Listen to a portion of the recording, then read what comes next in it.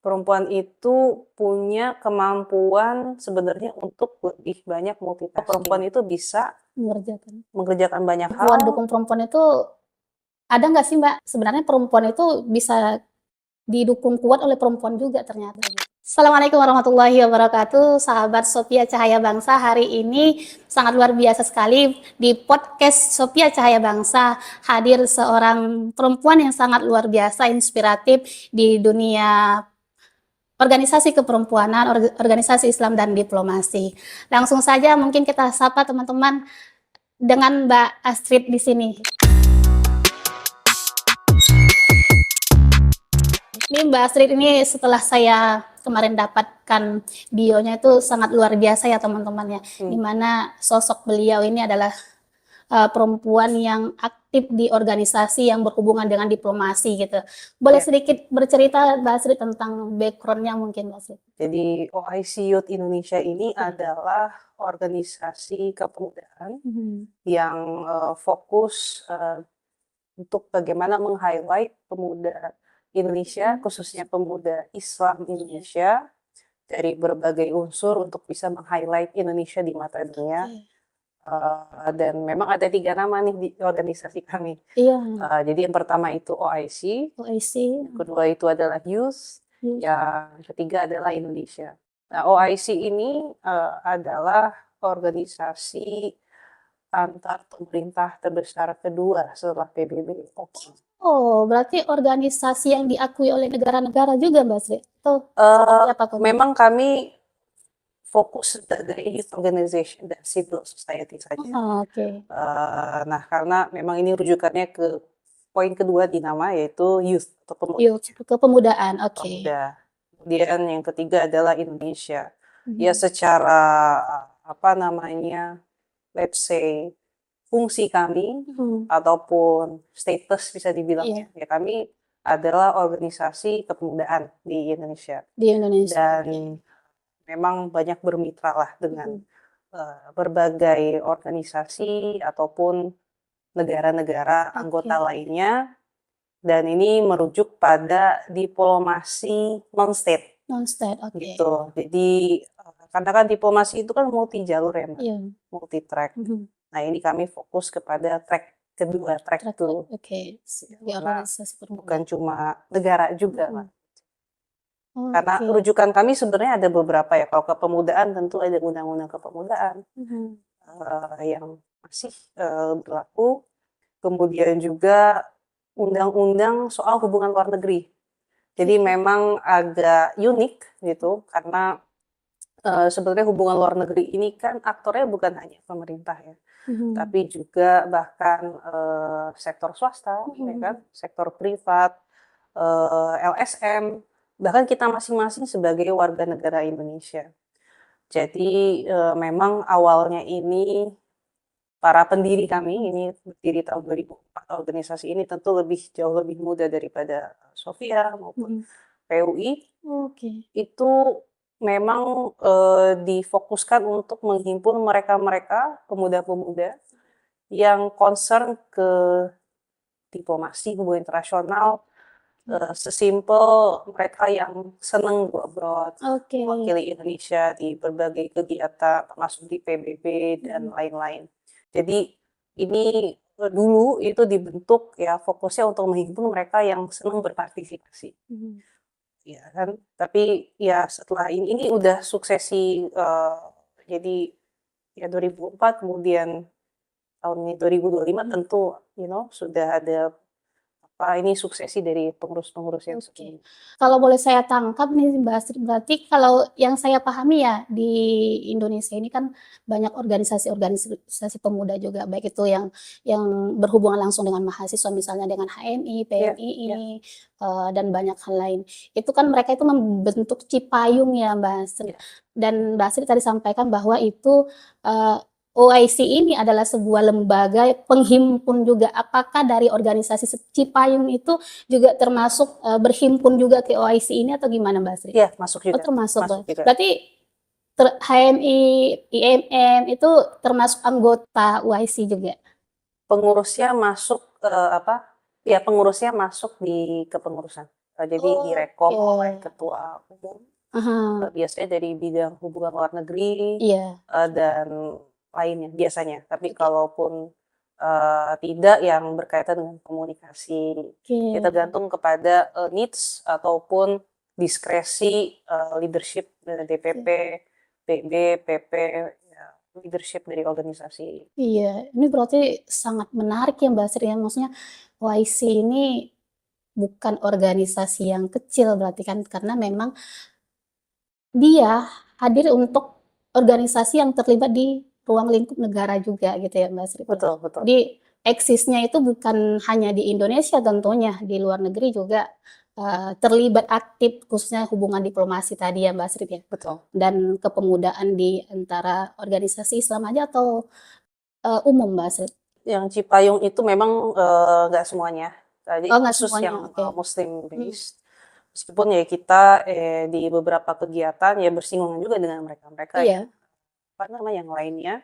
Selain itu juga plus dari yang ada masih banyak lagi yang tidak masuk di Cipayung plus kan. Mhm. Nah itu juga masuk juga di kepengurusan, kami dan betul kalau kita bicara tentang apa, kegiatan kita selama ini memang, kita fokus bagaimana para pengurus, Mhm. kami yang berhimpun dari berbagai Organisasi organisasi pemuda?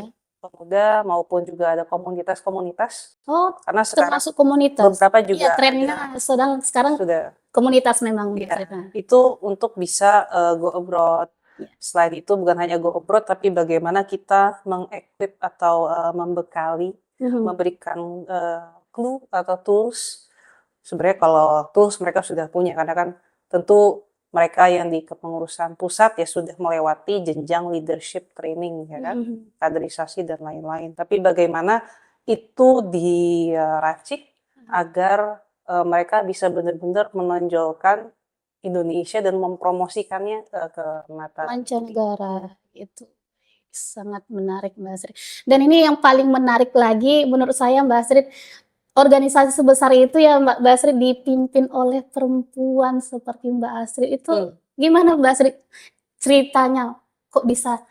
Dan saya lihat dari beberapa latar belakang Mbak Sri juga, ini adalah periode berikutnya ya Mbak Sri, udah periode Iya, kedua? periode kedua. Kedua, memimpin OIC ini. Iya Nah, betul.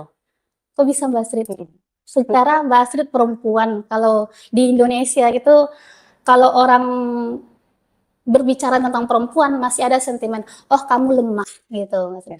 "Oh kamu paling juga nggak bisa apa-apa," gitu. Mmm. Dan Mbak Astrid membuktikan bahwa, "Oh saya perempuan, saya bisa eksis membawa organisasi besar, organisasi pemuda, walaupun saya perempuan." Nah, itu menurut kami itu sangat motivasi besar juga untuk kami di Sofia, yang mana Sofia ini latar belakangnya juga perempuan Mbak Astrid, Ya. semuanya ada yang mak-mak muda Mmm. gitu, ibu-ibu muda, ada yang juga udah, sepuh gitu-gitu Mbak Astrid. Dan melihat Mbak Astrid eksis ini di organisasi internasional, khususnya di Pemudi itu menjadi motivasi bagi saya. Mungkin sedikit cerita Mbak Astrid, latar belakang sampai hari ini gitu mungkin Mbak Astrid. Ya, mungkin saya bisa cerita dari 2 angle ya, Iya, dalam, konteks tadi bagaimana bisa jadi, presiden gitu. iya, Tapi selain itu juga beberapa sedikit challenges karena tadi, mhm, disebutkan ini kan masih jarang ataupun, bahkan di internasional pun, di negara-negara oki lain pun, kehadiran Indonesia itu menjadi game changer. mhm, Saya bisa share dari pertama, memang saya bergabung sudah dulu tuh masih, sekedar anggota biasa, kemudian menjadi sekretaris eksekutif, mmm, sekretaris jenderal, kemudian juga memang tidak sampai penuh sehingga jadi presiden.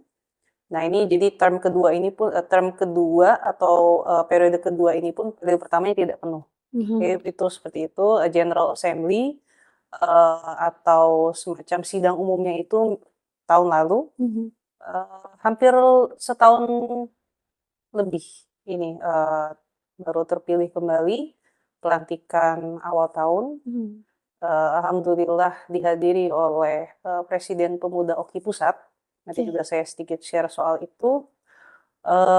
Dan tentu saya melihat ini sebagai, challenge ya. Mmm. Maksudnya memang benar challenging. Iya benar. Pengurus-pengurus yang tadi saya sebutkan, ada sekitar 50, itu mereka saya tidak melihat mereka sebagai members, so to speak, tapi Oke. sebagai sesama leaders. Oke, senang. Sesama leaders itu artinya kan, bedalah pendekatannya kan, sesama leaders, dan di situ kita juga menempatkan diri sebagai partners juga, so to speak. Karena kan lagi-lagi latar belakang yang beragam, jadi, memang prioritas kami saat ini adalah bagaimana memunculkan agar Indonesia atau pemuda muslim Indonesia bisa menjadi aktor smart diplomacy. Mhm. Bagaimana menggabungkan soft power, hard power, itu menjadi, smart. Nah, itu caranya apa? Ya tentu kita harus mengidentifikasi dong SDM-SDM kita, kekuatan-kekuatan kita, dan disitulah memang challenge-nya adalah memang lingkungan diplomasi atau leadership organisasi in general memang masih male dominated. Mhm. Atau kalaupun tidak male dominated, sudah ada representasi perempuan, tapi yang dibutuhkan dari perempuan cenderung kepada hal-hal yang soft atau kadang sebagai pemanis dan pelengkap. Iya, Itu di kita banyak organisasi tahu lah, seperti itu ya tuh. kan? Itu bukan hal yang baru juga. Mungkin saya Mhm. hanya mengadres ini sebagai elephant in the room atau sebagai apa ya, rahasia umum lah gitu, Iya benar, bahwa Mas. ya perempuan tuh biasanya sebagai pelengkap, pemanis, kadang ya untuk mencairkan suasana, biar nggak terlalu kaku ya kan, dan lain sebagainya.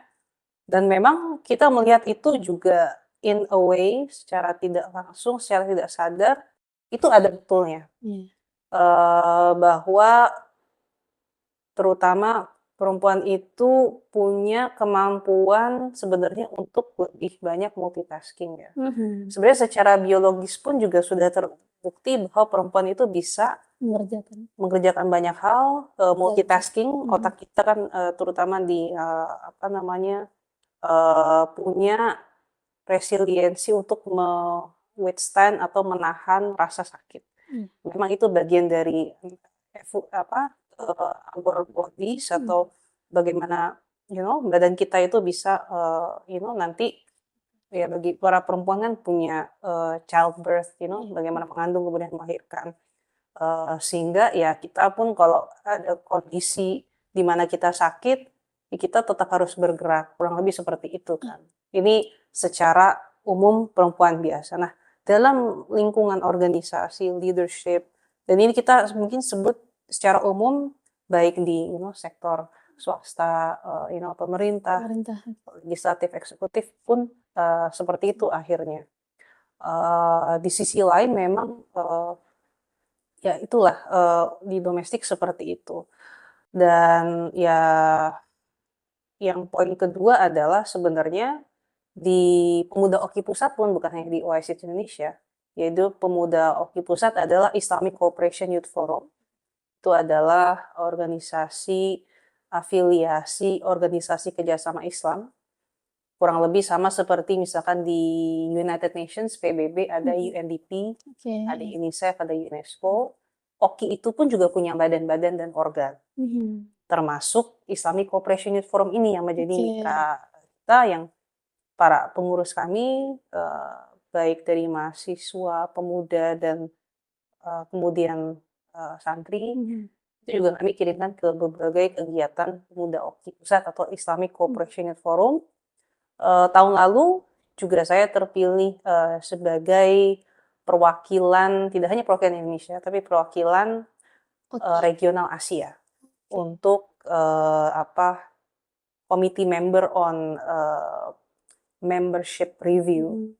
Jadi kalau di organisasi internasional, ini selain posisi staff ya, yang full time, itu ada posisi, kepengurusan. Eksekutifnya. Oh, Executive oke. board, Mhm. betul. Pengurus yang dipilih, jadi itu tatarannya adalah executive board dan committee member. Oke. Executive board biasanya ada vice president, Mhm. board member. Committee member itu anggota komite lah. Nah, saya di Anggota situ, komite. anggota Ah. komite. Alhamdulillah Indonesia terpilih, dipercaya, dan di situ pun juga dinamikanya juga luar biasa. bukan hanya karena perempuannya, itu faktor lain, tapi juga bagaimana kita membawa Indonesianya. Bayangkan ini Oki ada 3 regional, Arab, Asia, Afrika, dengan berbagai keragamannya. Meskipun kita ada satu faktor yang unite kita adalah faktor Islam tentunya, tapi di situ ada banyak sekali keberagaman. Bagaimana Afrika, bagaimana Arab, bagaimana Asia. Asia pun juga ada Asia Tenggara, ada Asia Selatan, ada Asia Tengah. Nah, itu approach-nya beda-beda tuh. Dan dari situlah sebenarnya memang dulu untuk posisi executive board itu belum ada yang perempuan sebelumnya. Kemudian ketika waktu itu saya dalam artian Indonesia memunculkan perempuan untuk bertanding, yang lain pun akhirnya ya udahlah mereka banyak yang maju yang perempuan. Sehingga di kepengurusan pusat pun akhirnya muncullah vice president perempuan pertama itu dari Arab region dan juga board member Arab juga. Paling tidak Indonesia bisa menjadi inspirasi meskipun ya Nomor. lumayan inilah dinamikanya. Kalau di pengalaman Mbak Iya. Astrid sendiri, dukung perempuan itu ada nggak sih Mbak? Maksudnya itu hanya sebuah ilusi untuk pemanis saja sebenarnya, atau memang dalam organisasi yang mungkin sering pengalaman Mbak sendiri, sebenarnya perempuan itu bisa didukung kuat oleh perempuan juga ternyata gitu Mbak Astrid? Ya, saya masih sepakat 110% malah.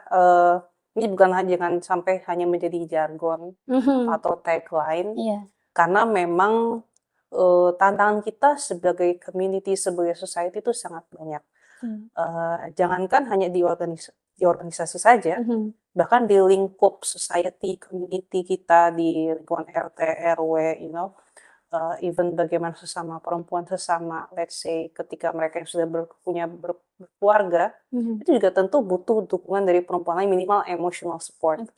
Banyak riset yang kemudian muncul bahwa justru perempuan itu membutuhkan paling tidak sekian jam dalam sebulan atau dalam seminggu untuk minimal berinteraksi dengan sesama perempuan.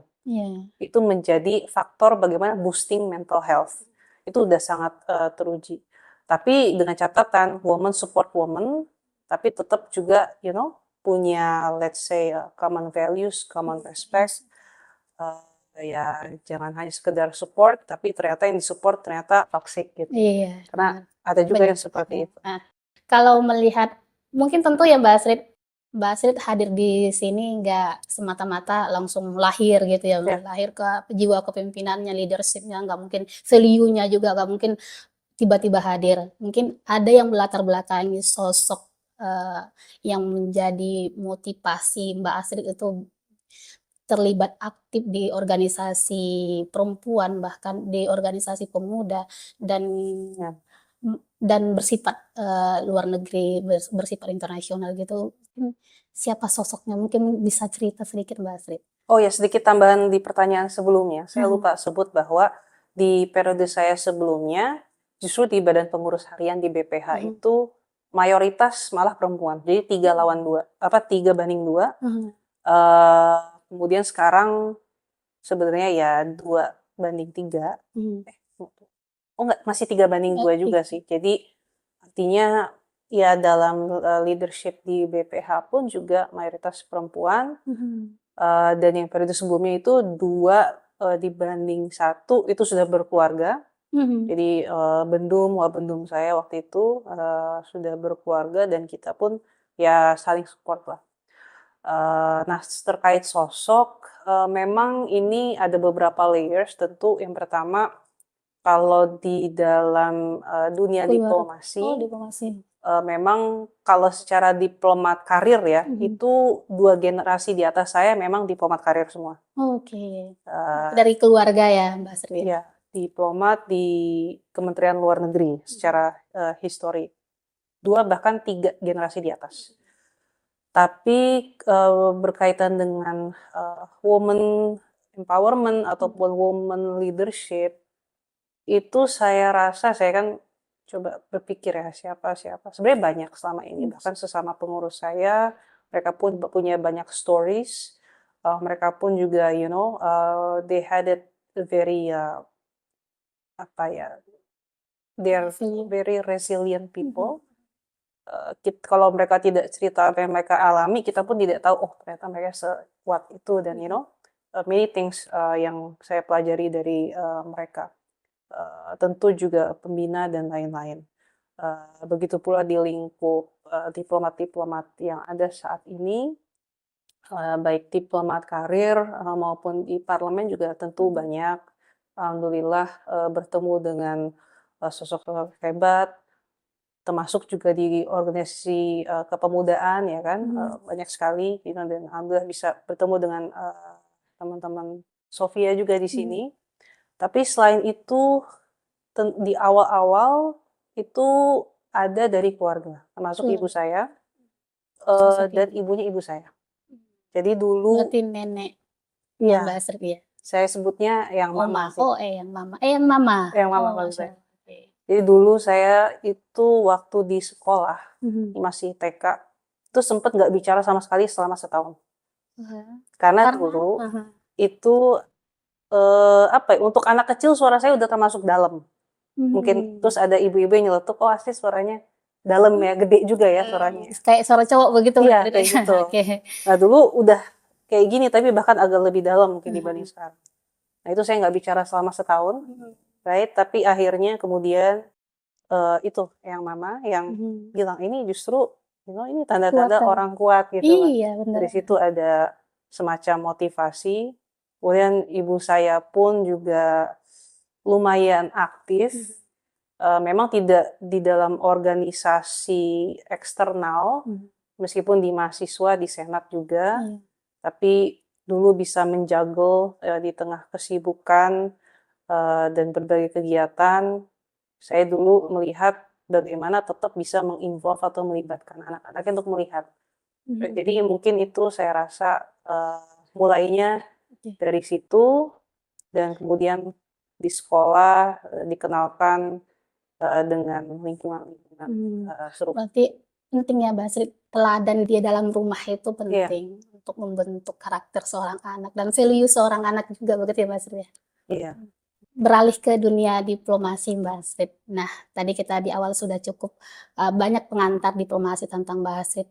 Kalau di dunia diplomasi Mbak Astrid, bagaimana Mbak Astrid sebagai perempuan, sebagai pemimpin organisasi pemuda gitu ya Mbak Astrid, menyuarakan juga suara-suara perempuan itu tantangannya itu seperti apa Mbak Astrid? Tentu kita menyuarakan isu-isu yang umum itu mungkin punya tantangan juga, apalagi kita menyuarakan isu-isu yang berkaitan dengan gender, tentang perempuan, itu pasti tantangannya sangat luar biasa ya Mbak Astrid. Mungkin bisa cerita Mbak Astrid tentang tantangan-tantangan seperti itu juga.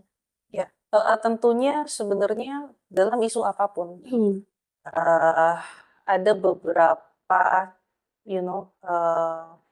let's say bukan challenges ya, tapi bahwa ketika perempuan ada di suatu ruang, di suatu lingkup, di satu meja, kan, tentu needs ataupun interest, bukan hanya kepentingan, tapi juga lagi suara yang disebut sebagai suara itu kan merujuk pada aspirasi ya.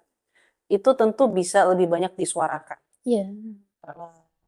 Kita sempat juga ada mungkin 2 atau 3 tahun lalu sempat ada yang viral dari salah satu negara lain. Jadi mereka membahas soal isu perempuan, tapi isinya all male panel di sesi tersebut. Itu sesi panel membahas perempuan atau kebijakan tentang perempuan, tapi semua narasumbernya laki-laki.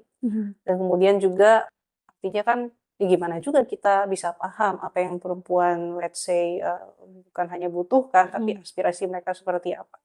Kalau tidak ada representasi itu konkretnya. Yang kedua adalah tentang bagaimana juga sebenarnya bukan hanya aspirasi, tapi juga representasi. Sehingga makanya di parlemen kan ada juga 30% ya kan kuota, dan di parpol juga sama. Saya nggak tahu di beberapa organisasi di Indonesia di kepemudaan apakah ada kuota tersebut, tapi nyatanya adalah sebenarnya kan mungkin kurang lebih hampir 50-50 ya, ataupun 55-45, dan disitulah muncul beberapa tren, ataupun kita bisa melihat perbedaannya. Bagaimana kalau yang aktif itu ya perempuan ya lebih banyak inovasi dan lain sebagainya. Jadi terkait suara memang challenge-nya adalah bagaimana tidak hanya isu perempuan itu dijadikan isu spesifik yang oh ini isu buangan, oh ini biar aja perempuan yang ya Perempuan bagian-bagian yang bahas gitu. bidang-bidang tertentu saja. Tapi bagaimanapun kalaupun isu itu dibahas, itu dijadikan suatu hal yang bukan hanya seremonial ataupun melepaskan kewajiban, misalkan International Women's Day 8 Maret, ataupun Hari Kartini dan lain-lain. Tapi bagaimana tetap di seluruh kebijakan, ya isu perempuan itu di mainstream. Karena kalau tidak, ya kurang paripurna lah. Contohnya sekarang yang lagi marak adalah isu, let's say, energi, ya kan? Atau bagaimana STEM atau iptek ya. Tapi bahasa sekarang kan orang pakai istilah STEM, ya kan? Science, Technology, Engineering, Mathematics. Kemudian banyak isu lainnya yang termasuk diplomasi. Tapi kalau unsur perempuan itu tidak diadres, tidak hanya soal representasi, tapi bagaimana peran perempuan, atau bagaimana meningkatkan kapasitas perempuan di bidang tersebut, ya saya rasa equity, bukan hanya equality ya, equity itu bisa tercapai. Poin yang kedua adalah sebenarnya sebagai pemuda Islam, representasi Indonesia dan perempuan, memang ada values ya yang harus kita pegang. Bukan hanya equality dalam artian ya benar-benar disamaratakan semua, tapi bagaimana equity.